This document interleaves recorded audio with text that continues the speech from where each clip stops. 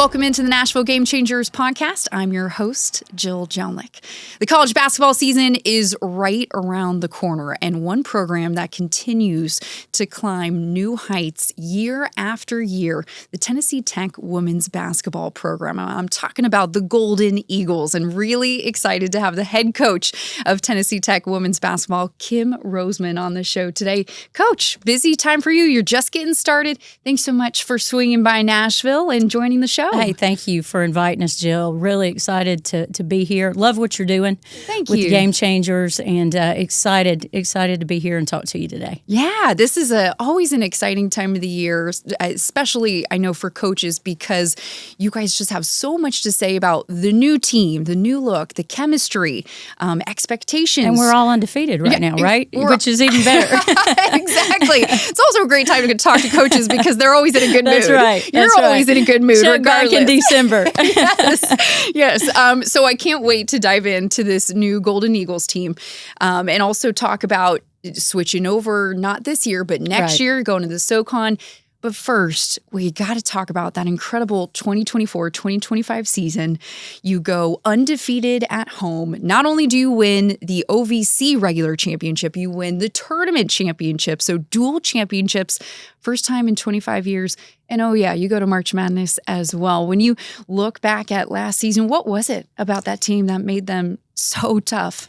Their heart. And it was so many things, right? But I think probably the first thing that stands out is their heart, their togetherness, and their ability to prioritize winning, which is really, really hard to get young people to do today because there's so many distractions, right? I mean, they're being pulled in so many different directions, whether it be with social media, with NIL, with expectations of how they want to play and what they want to do.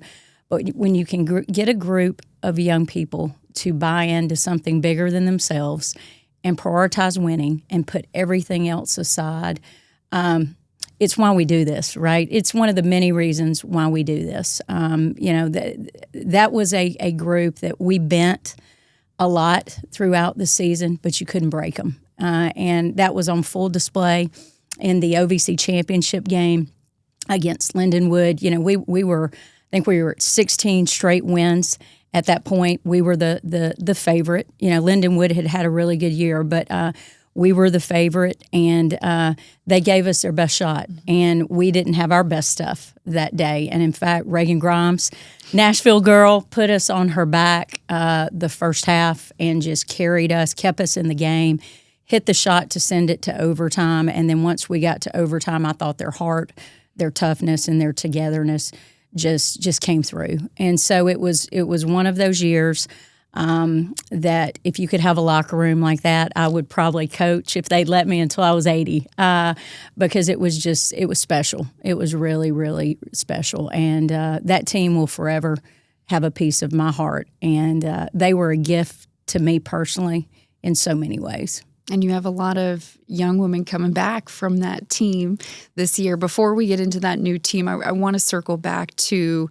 that overtime game, but also that postseason for you guys. Mm-hmm. I went back and watched that Lindenwood game, and you're right, it went down to the wire. Yeah. You guys made your free throws, clutch free throws came through. And then Keely Carter took over in overtime. Yes, it was a great game to watch.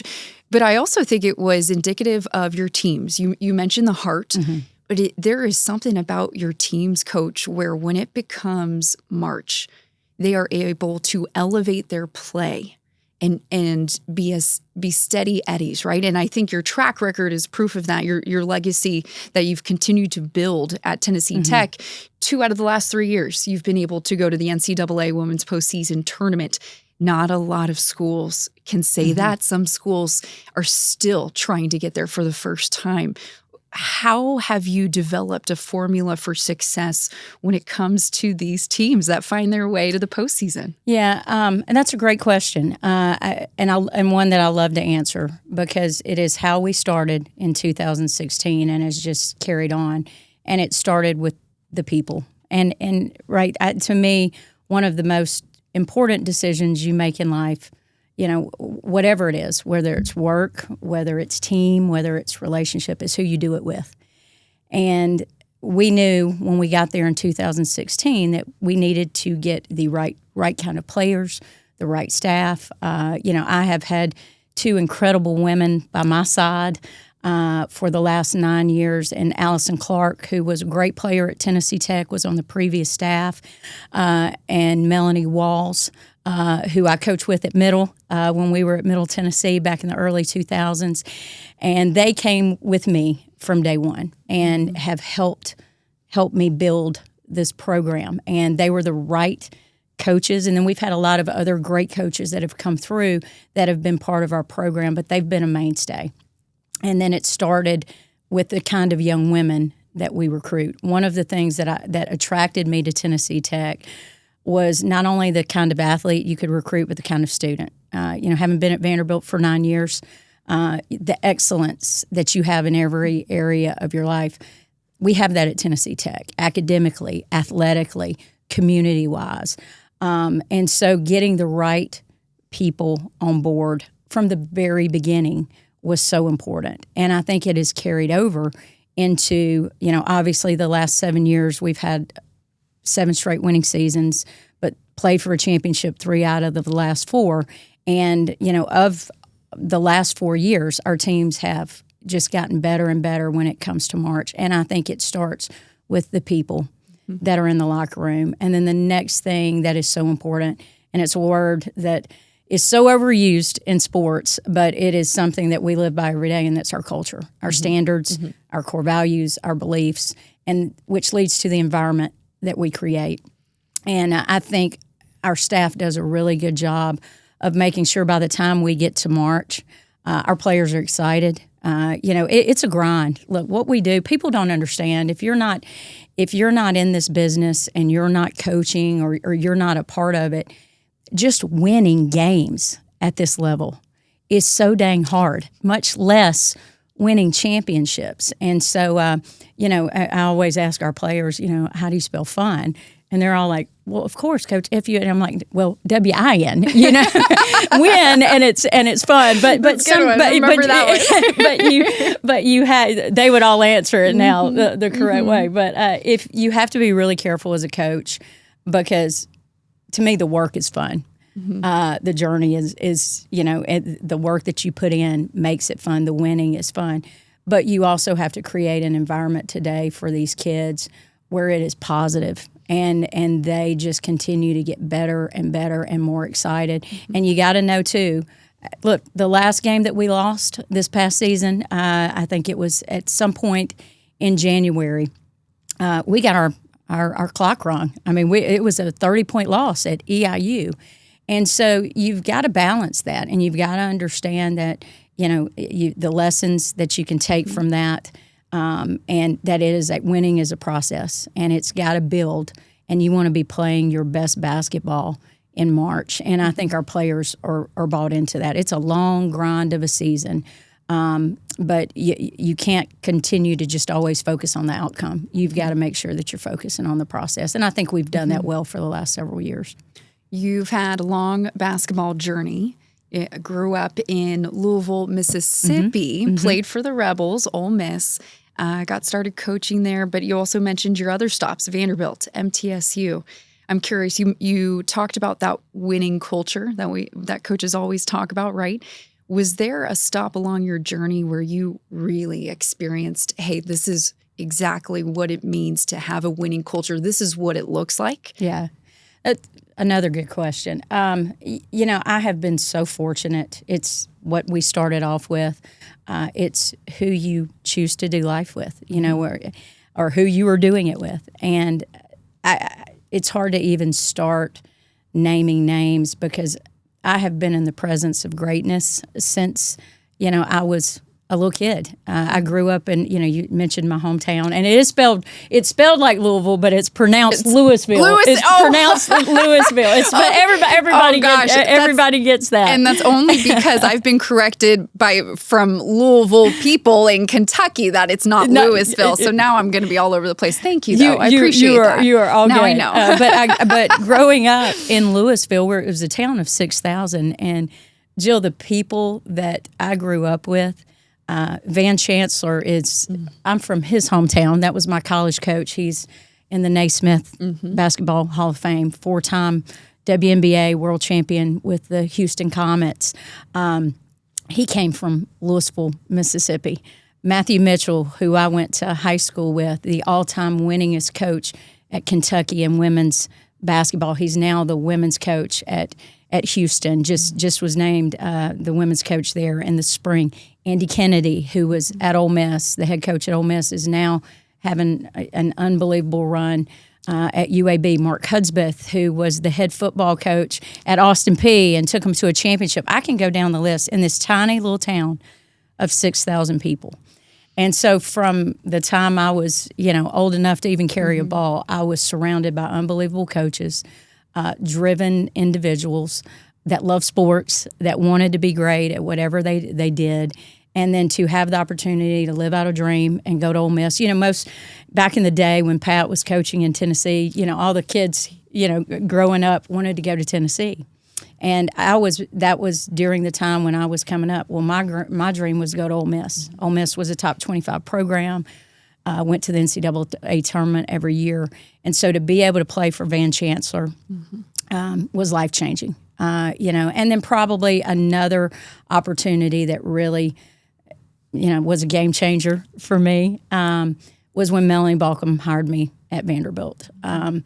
The doors that opened, the people, not only in the sports that I was around, but the people that I got to sit at tables with, so to speak, on a daily basis, it was life-changing. It really was. And it just, for this little Mississippi girl, it just kind of opened up a whole new world. And then to get the opportunity to become a Division I head coach, I have to remind myself a lot, there's only 360 plus of us in the world that get to be a Division I women's basketball coach, and I'm one of them. And so, there's so many moving parts of my story, but I think it just all goes back to the people that I have been able to cross paths with and that have been part of my story. Stay with us. You're listening to the Nashville Game Changers podcast with Tennessee Tech women's basketball coach Kim Rosamond. We'll be right back after this.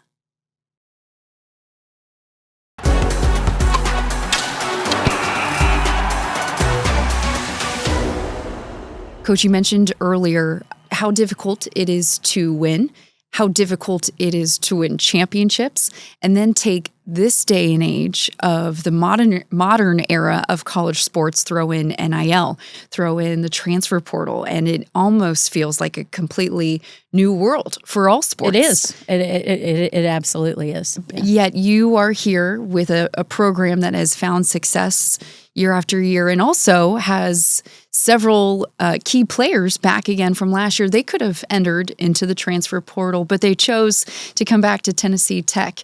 I have to imagine that was a pretty rewarding feeling in the spring. And also, was it difficult this past off season did you have to try to re-recruit your players? Well, the way we approach that, we're recruiting them every day by the environment that we create, by the way we love them first, but we also push them, by the way we develop them not only as players, but as young women. I never take for granted the responsibility, but also the privilege when parents trust us, with their young women. It's not just to, okay, coach, I want her the same, in 4 years as she is. It's to grow them. It's to help them.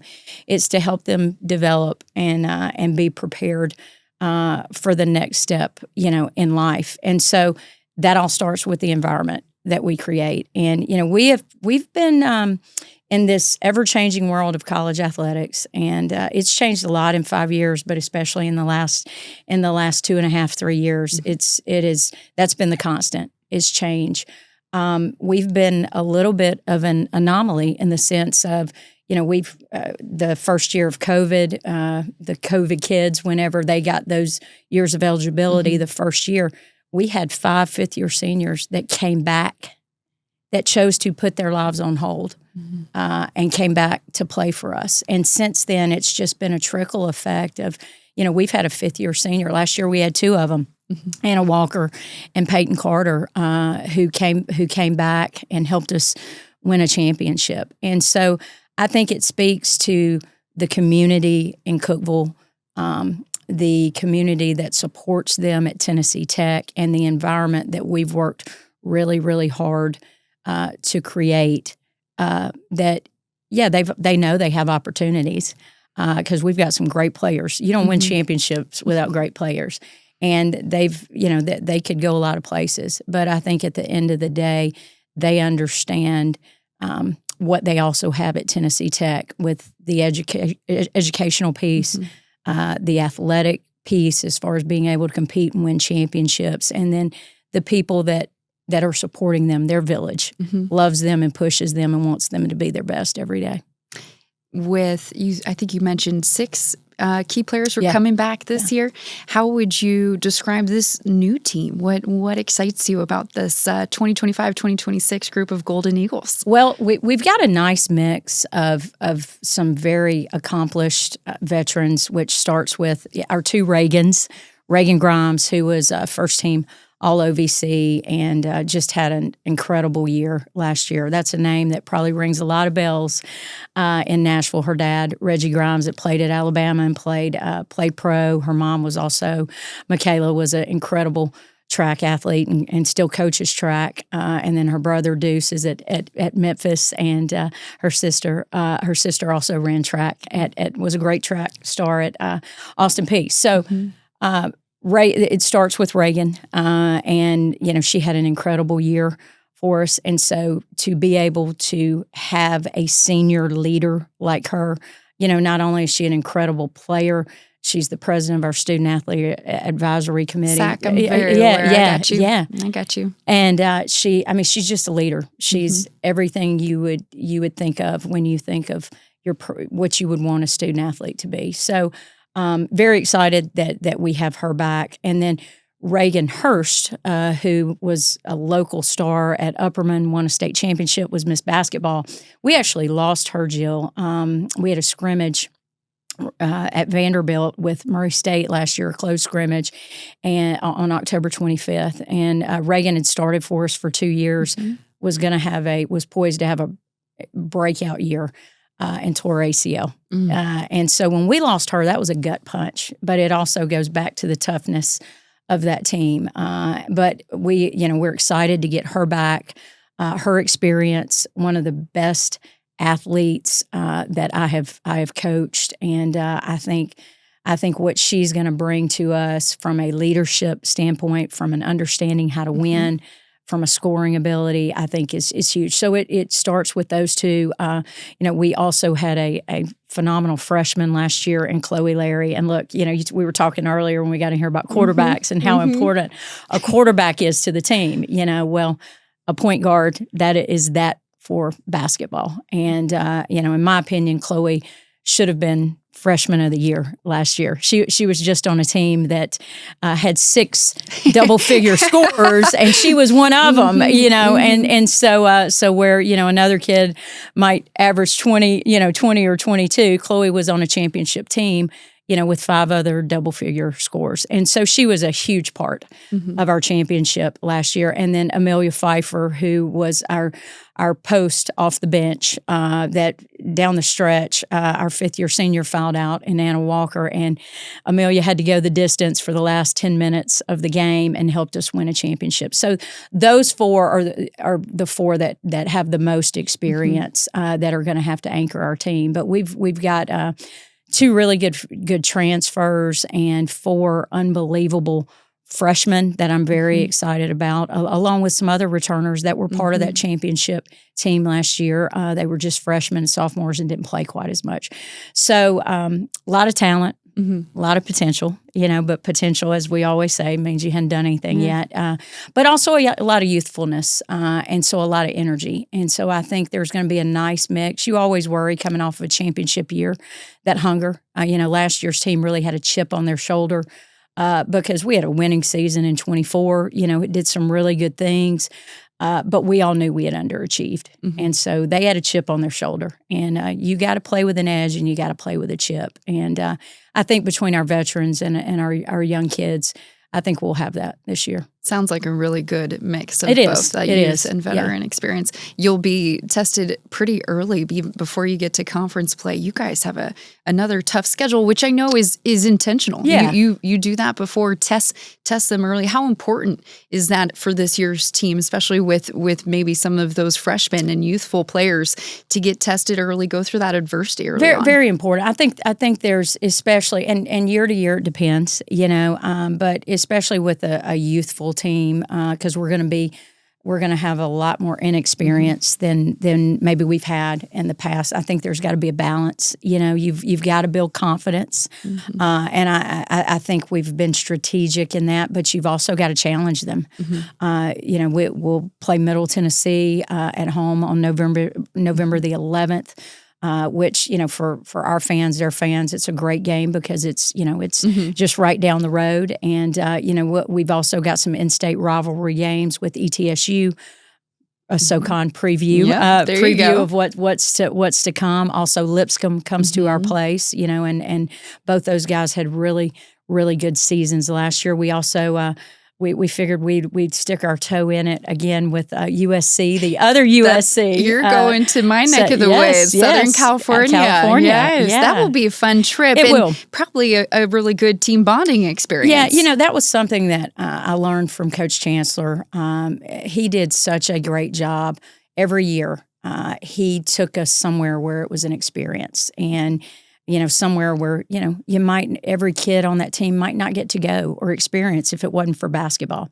So while we will go out there, obviously, to play a game and win the game and compete at a very high level, we will also make sure that there's an experience for our kids, an educational experience for our kids. So we'll go out there. We play on a Tuesday. It's the week of Thanksgiving. We'll stay a couple extra days. Nice and warm. That'll be a warm Thanksgiving for your Tennessee girls. No doubt. So I know the families and players are all excited about that. And then, obviously USC, 2 years ago they were in the Final Four. Yeah, had Juju not gone down and gotten hurt. Who knows? They could have been there again. And they've signed. Their recruiting classes. They just continue to sign the top players in the nation. So it'll be a great challenge for us, but it will also help prepare us, for what's ahead in December when we open OVC play. Stay with us. You're listening to the Nashville Game Changers podcast with Tennessee Tech women's basketball coach Kim Rosamond. We'll be right back after this.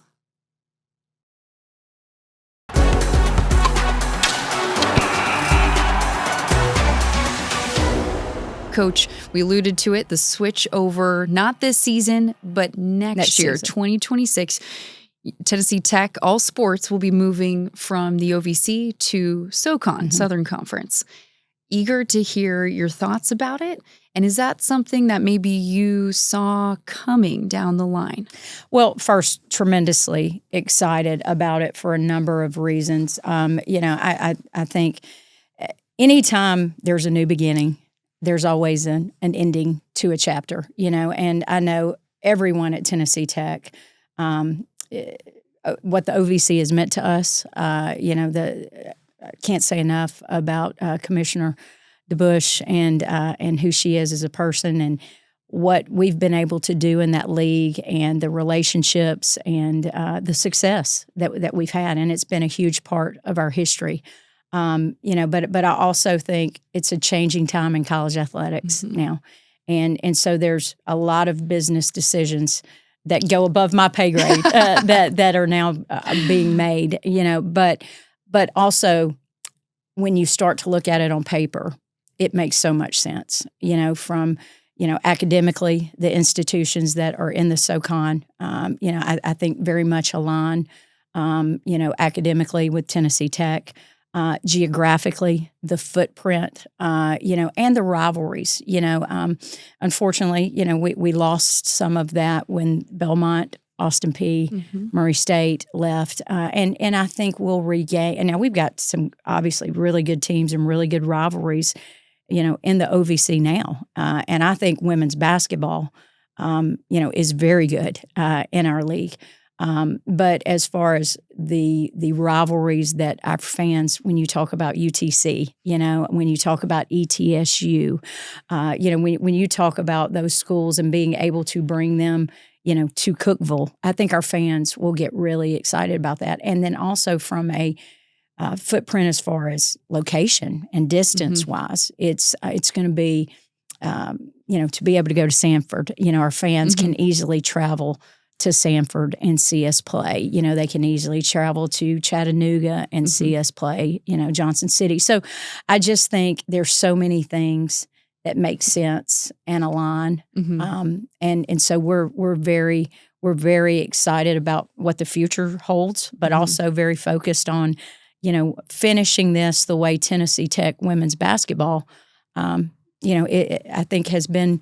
Yeah, all you have to do, the proof is in the pudding of what they've been to the OVC. And you go back to Mary Nell Metters, you go back to Bill Worrell, two legendary coaches, and you walk in and all the banners. And we want to make sure that we do our best to finish where Tennessee Tech, for the most part of its history, has been in the OVC, and that's on top. And that'll be a great challenge. It'll be because there's some great players returning, and we lost some great players. But I love the opportunity that is ahead of us, finishing this year in the Ohio Valley Conference, but also what the future holds.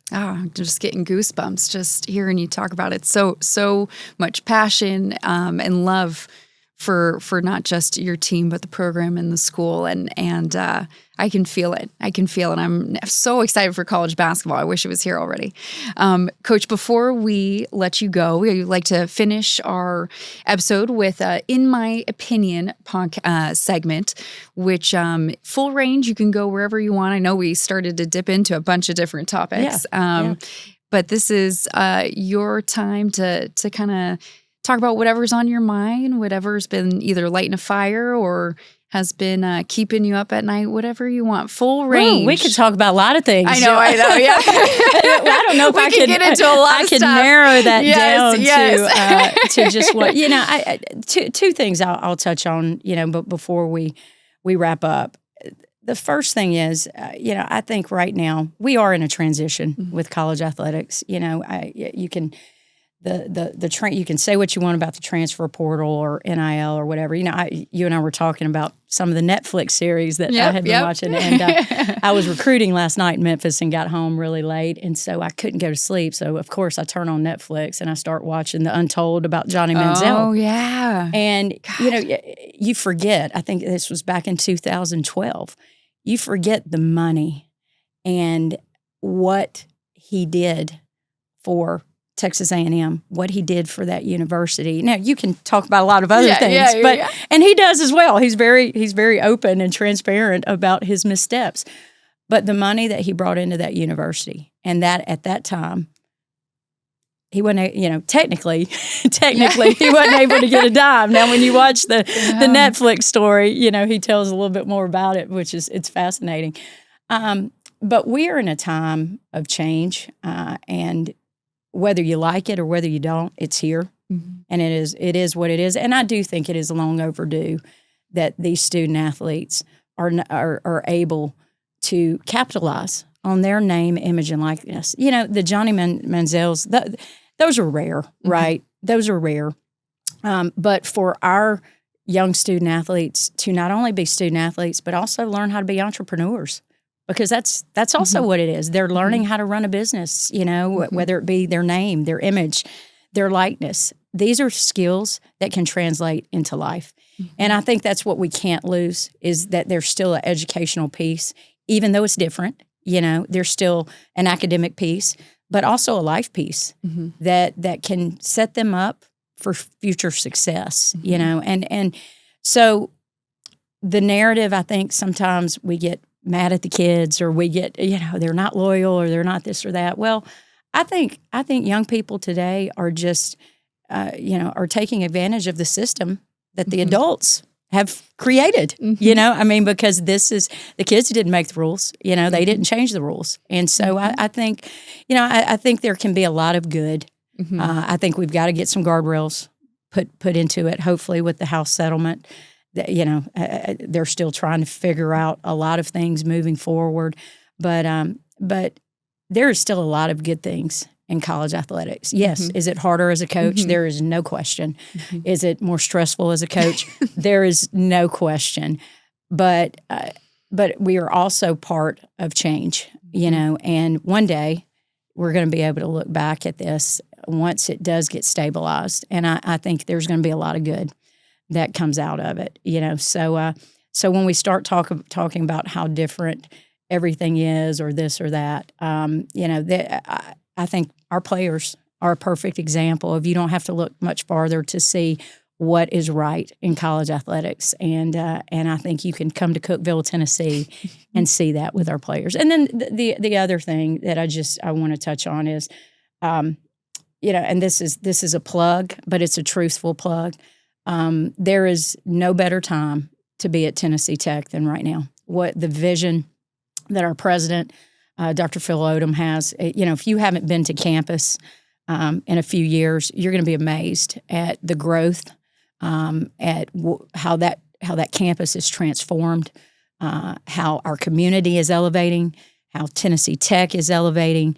When you drive into campus, you're going to see that we don't have one side of a stadium, but you're going to see that it's being built, the facilities, the investment, and where this university is going. It's some really special things happening at Tennessee Tech, and I'm just excited as we were talking about the SoCon, the future, because I think with our leadership, with the coaches that are in place, with the academic reputation that Tennessee Tech has and is continuing to elevate, great things are on the horizon in Cookeville and Tennessee Tech, and I'm honored to be part of it, and I'm honored to be the head women's basketball coach there, and I don't take it for granted today. No question, not only just heading in the right direction, trending in the right direction, but in many ways, you could argue that Tennessee Tech, you guys are changing and being at the forefront of that change, right? We talk about evolving with modern day sports. You guys are right there and continue to push that level. And it's so exciting. If you don't adapt at this point, that's one of the great things that sports teaches you. You got to adapt. Oh, yeah. You got to change. Yeah. You got to shift. Even you can walk in with a game plan, and everybody's got a game plan until you get punched in the face, right?